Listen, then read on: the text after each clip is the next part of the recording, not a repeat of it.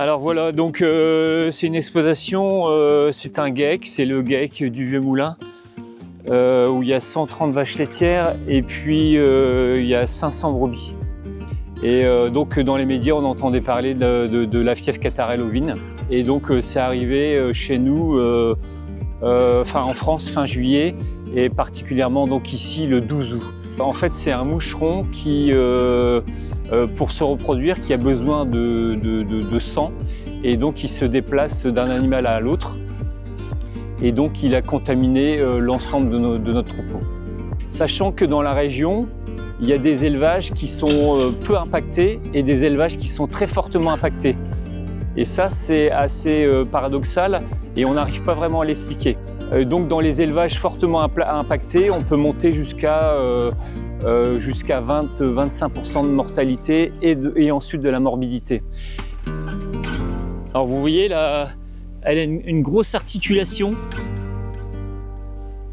Et dès que je touche, et donc c'est tellement enflé. Regardez le genou ici à l'avant là. Elle est incapable elle va finir par se sous-alimenter. Elle souffre trop. Et vous voyez même son œil est gonflé. On n'arrive pas à les soigner. Il y a quand même beaucoup d'éleveurs qui sont assez déprimés. Alors il y a beaucoup de bienveillance entre les éleveurs où chacun s'appelle, chacun essaie de donner des solutions, de dire t'as soigné de quelle manière et tout ça, de se remonter le moral, on a besoin d'avoir du soutien de l'ensemble des acteurs.